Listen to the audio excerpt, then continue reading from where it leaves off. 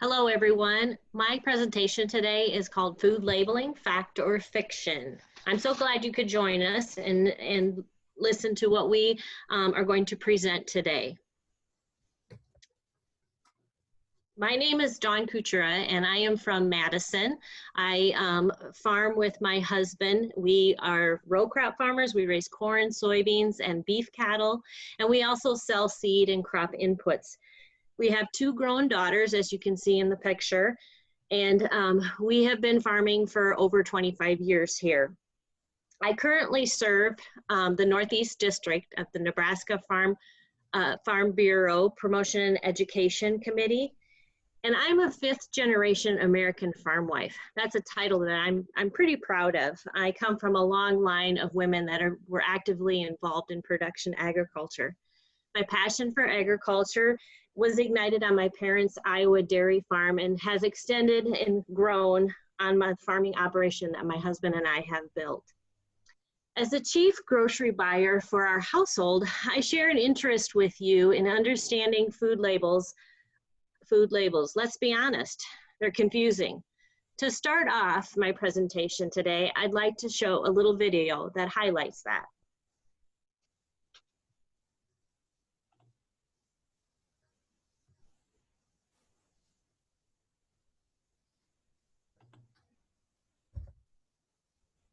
Marty, terrible news. There's nothing special about the milk I'm putting on the market.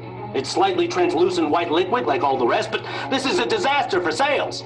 Marty, are you listening? My milk, Marty. George, calm down. Your milk is GMO-free. But all milk is GMO-free. You know it, and I know it, but no one else does. So here's the plan. We're going to put a label on it. GMO-free. But GMOs are totally safe. George, so simple, so naive. Come, let me take you to a magical place. Where are we? The grocery store, the most confusing place in the world. That's where I come to relax. GMO-free? None of these other milks say that. Me, I'd rather drink milk that's GMO-free than milk that's not GMO-free. Okay. You have a great day. I can't believe that worked. Hey, if consumers didn't want us to bend the truth about what's in their food, then they should have, Should have what? with me. No. Let's get these. They say all natural. That means they're healthy. They're potato chips. They can't be healthy. Well, read the label. You're not supposed to lie. Technically, it's not lying. Potatoes are healthy. Naturally. You simply bombard the consumer with meaningless claims. Until they're too confused and frustrated to make an informed decision. And then... Profit! Contains only the really real good stuff. What does that even mean? This is too confusing, okay? I give up. But I'm hungry. Hey, want a cookie? They're the new superfood. Yummy!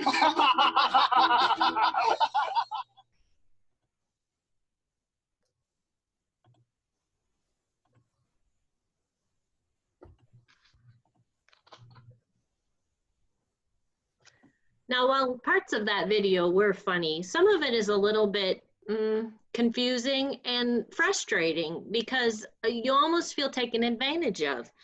What do all these terms mean, and why are they on all the labels, and how are we to understand if they are really what they say they are? Are there certain words that you look for when you go to the grocery store? And are you reading labels when you go up and down the aisles? It can really make your grocery store experience long and frustrating.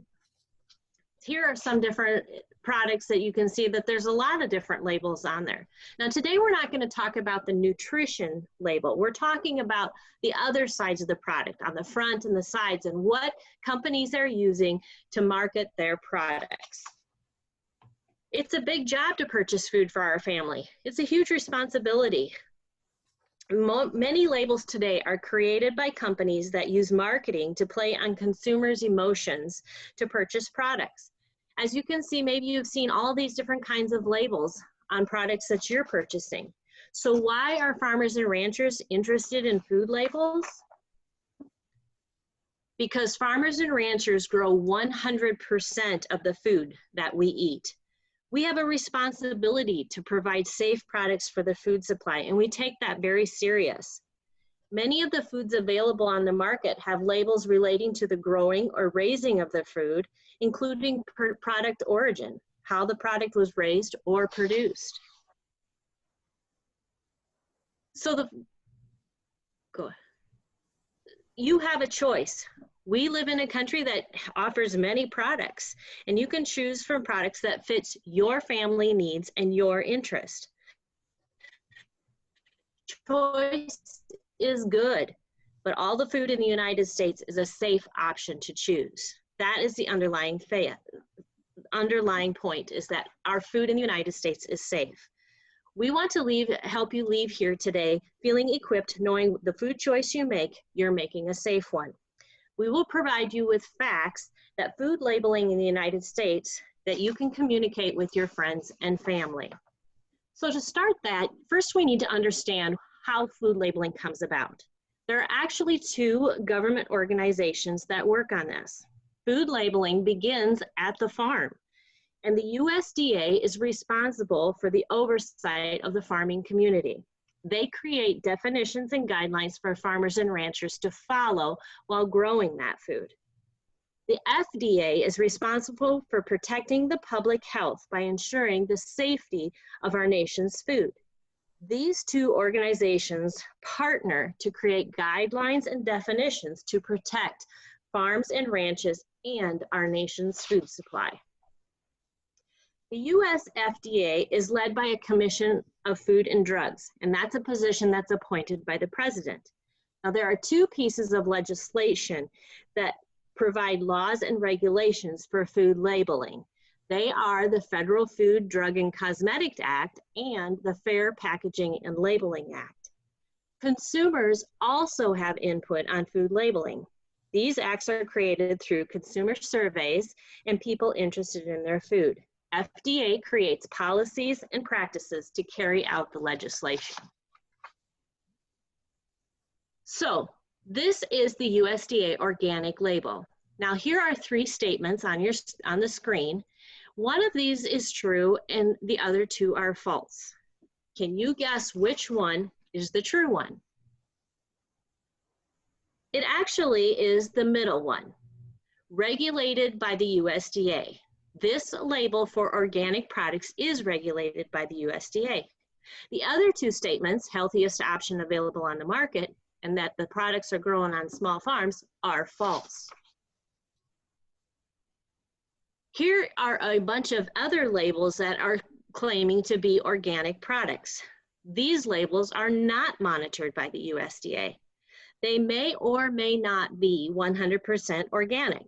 They could have organic ingredients or have an organic origin, but they are not certified by the USDA.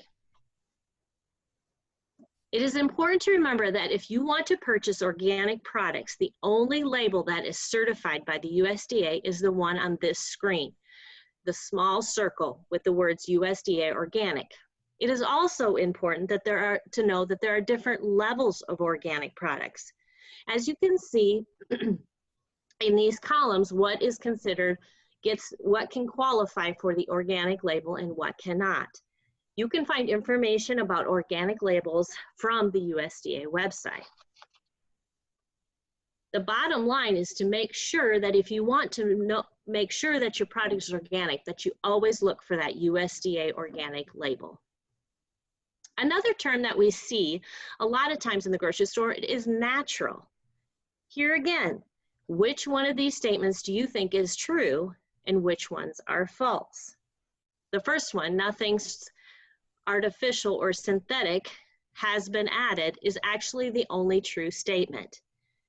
When a product has the word natural on it, it does not mean that there were no antibiotics used or that there were herbicides or pesticides used for that product. The FDA has not engaged in rulemaking to establish a formal definition of natural. However, they do have a long-term standing policy for using it. And that states that if a company uses the word natural on their product, they also have to say what that explains, such as no artificial ingredients or minimal processing. However, on the meat and poultry side, the USDA does regulate the term, and the word natural does not have anything to do with how that product was raised or grown, but it has more to do with how the product was processed. The term natural means that it was minimally processed, meaning that the product was processed in a manner that does not fundamentally alter the product. Here's a label that we see on lots of products in the store, all kinds of products. Again, a couple of these statements, which of these statements are true or false? When we read through each statement, we find that they are all false. This label does not guarantee that all ingredients were verified and are GMO-free. It is not regulated by the USDA, and it does not prohibit the use of synthetic fertilizers and pesticides. So what exactly does GMO mean?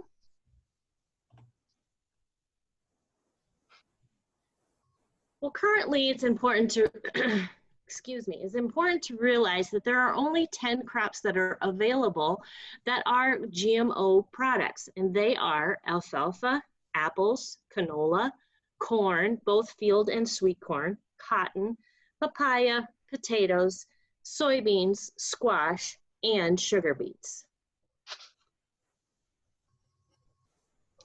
The FDA has made a ruling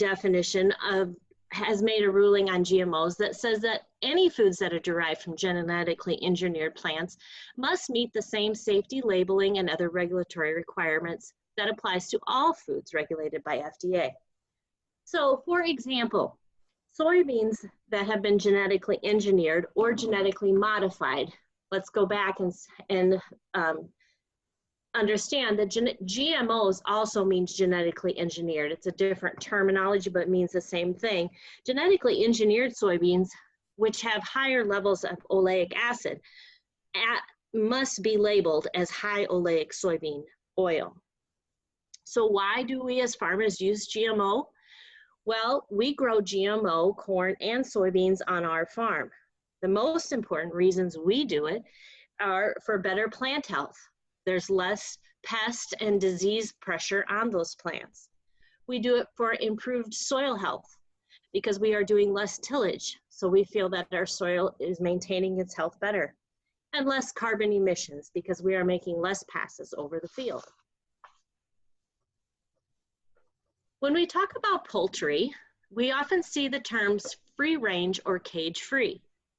Which of these three statements do you feel is true and which ones are false? Actually, the only false one is the first one. Animals live outside 100% of their life. This is simply not true.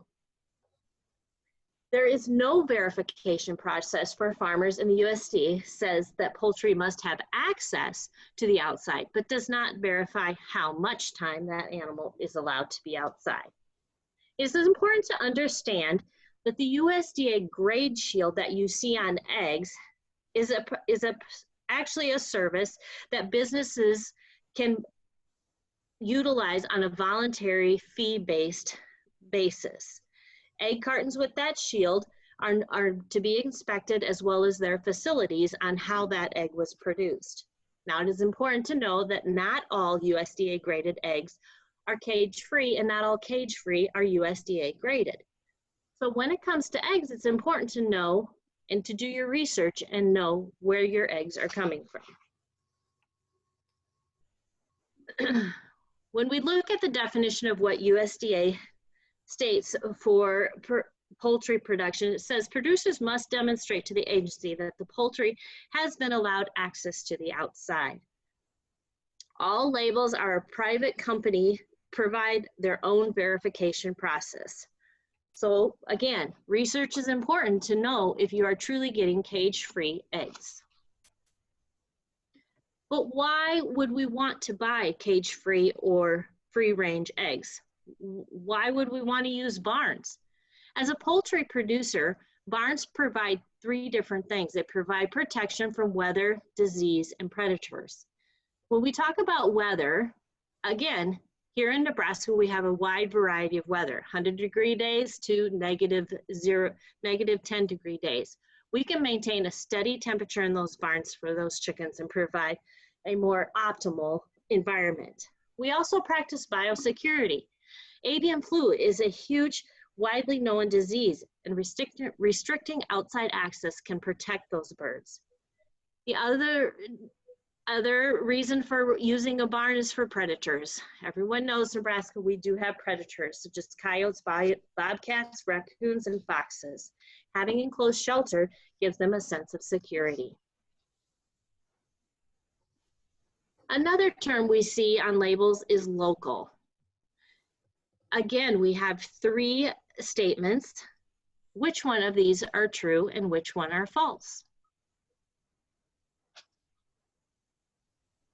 None of these statements are true when it comes to using the term local on the label. There is no FDA or USDA regulation on the term. Local is kind of whatever anyone wants to make it up.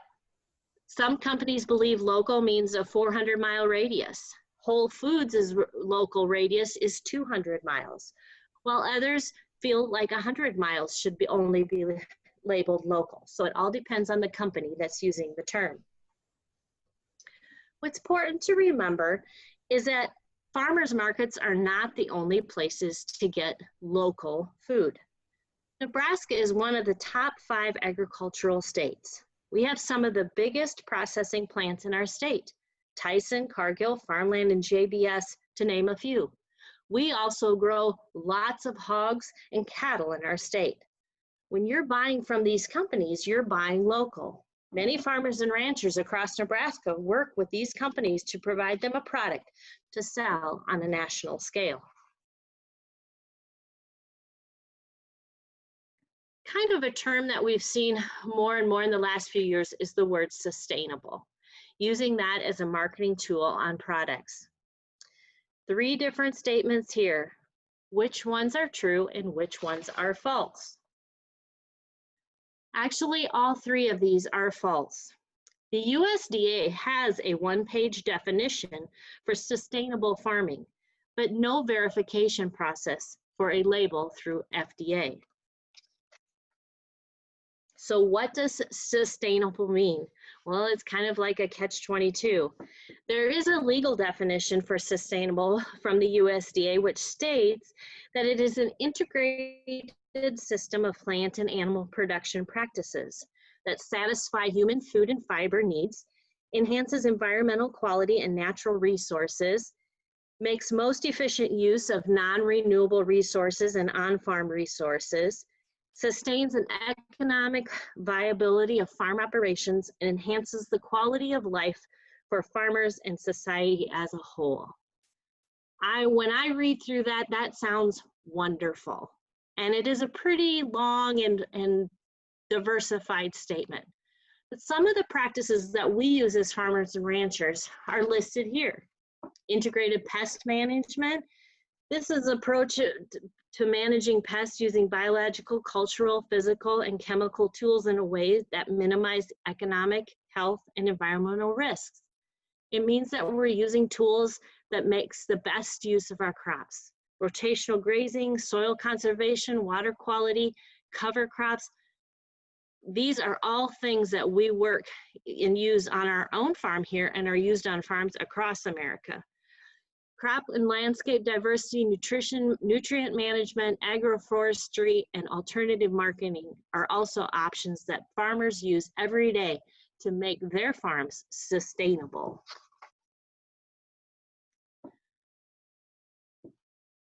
One topic that we see, or one label that we see in the meat cases, is raised without antibiotics. We have 3 statements here, and when you see this label, Does it mean that no, this animal has never received antibiotics? If there is no label, does that mean that the meat has antibiotics in? Or if there's no label, does it mean that there could be antibiotics in it? The only true statement is the bottom one. The label indicates the animal never received antibiotics in its lifetime. However, how do you know? No antibiotics enter the food system, period. So how does that work? How do they trace that? Farmers and ranchers work very closely with their veterinarians to make sure that antibiotics do not enter the food system. It is part of their quality assurance programs to give the right dose of the right medicine at the right time. Antibiotics are given only to animals that are sick. This prevents the spread of disease and keeps farm animals safe and healthy. When an animal is given an antibiotic, they are given a dosage that is recommended by the FDA, and then that animal is not allowed into the food system until after the withdrawal period. Withdrawal period is the time from when the antibiotics work through the animal and is no longer evident in the animal to the time it is harvested.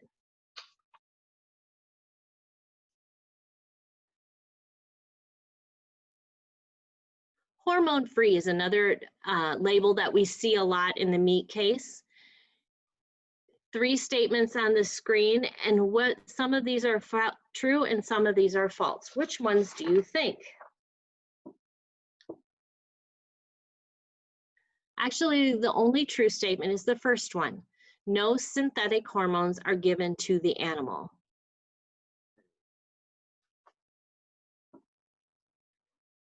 There are definitions that refer to added hormones in beef cattle. It is important to note that added hormones are not allowed in raising hogs and poultry. So if you see a hormone-free label on hogs and poultry, it wouldn't be there anyway. Hormones are naturally occurring in all animals. We add hormones to beef for the same reason that people work out to take protein shakes. Synthetic hormones are given to beef cattle to help them build muscle efficiently. These hormones are administered into the animal as an implant. It comes as a slow release pellet that is placed behind the ear. This is a safe option for farmers and ranchers to work with their veterinarian to raise their animals efficiently. So how does beef with added hormones compare with other naturally occurring hormones? This next slide compares the hormone levels in several different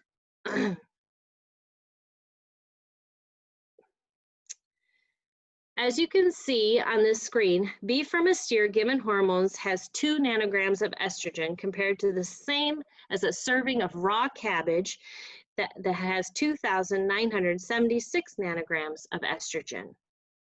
Now, it is important to note that a non-implanted steer would have about 1.42 nanograms of estrogen. So when we look at beef compared to other food sources, here is a comparison of beef against other food sources in a 3-ounce serving. When we look for the beef with an implanted steer, we see that it is at 1.2 nanograms. Compared to when we look at white bread, a 3-ounce serving, we have 51,000 nanograms. And for a really good visual of how this estrogen level really plays out, these are comparing 3-ounce servings of cabbage, peas, and potato and beef on the amount of estrogen in that serving.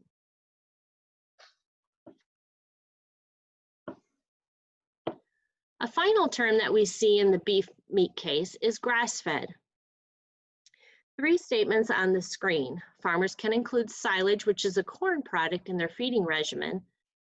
Grass-fed means it is produced organic beef, and grass-fed beef lowers carbon footprint. There is only one of these that is true. Can you guess which one? It is the first one. Corn in a small percentage can be included in the diet of a grass-fed beef cow. All cattle spend the majority of their lives eating grass on pastures. Cattle can be finished on either grain or grass for around 6 months prior to processing. Now, it's important to note that not all grass-fed beef is organic beef. In order to be organic, the beef product must meet the USDA's National Organic Program regulations, which includes the requirement that the animal grazes exclusively on certified organic pastures. And then the final one, the lower carbon footprint, grain-fed beef actually has a lower carbon footprint than grass-fed finished beef. This is because the animal reaches market weight quicker, thus using less natural resources, and it has been found that corn-fed beef produce less methane. So when we look at the nutritional differences between grass-fed and grain-fed, you can see here that there really isn't a whole lot of difference, which boils down to this. You can choose the variety of nutritious and delicious beef products based on your own personal preferences. Beef contributes 10% or less of saturated fat and total fat in the American diet. Lean beef, whether it's grain-fed or grass-fed, can be part of a heart-healthy diet. And all beef options are a natural source of more than 10 essential nutrients, including protein, zinc, and iron. So I think it's important to also realize that as a farmer, we have a lot of shared values with you as a consumer. We have values that align with you as far as health and environment. When we look at what the future of GMOs look like, genetic engineering has many applications other than food and the GMO crops currently on the market. For instance, in healthcare, a CM tobacco plant has been used to develop a treatment for the Ebola virus, and most human insulin is currently genetically engineered. GM citrus could help fight citrus greening, which is a plant disease that is devastating the citrus industry in the United States. And the Danforth Plant Science Center is developing BioCassava Plus, more nutritious, higher yielding, and more marketable cultivars of cassava, the primary source of calories for 250 million Africans. We also have shared values when it comes to family. Sometimes it's hard to see us farmers out here with our big equipment and in big fields and running big trucks and understanding that we're still farm families, but that's who we are. We are just regular people making a living and growing food for you and your family. The bottom line is I wouldn't grow anything on my farm that I don't feed my family, and I wouldn't grow it for you either. So it's important to understand that we have that same value. Another shared value we have is for the environment, something that we work in every day. With GMOs, we have healthier plants. Healthier plants resist bugs and need less pesticides. Spraying and cultivating equals more greenhouse gas. So if we can get away from that, we're going to take that opportunity. And fewer trips across the field is less fossil fuel used. GMO technology leads to less greenhouse gases and less soil loss.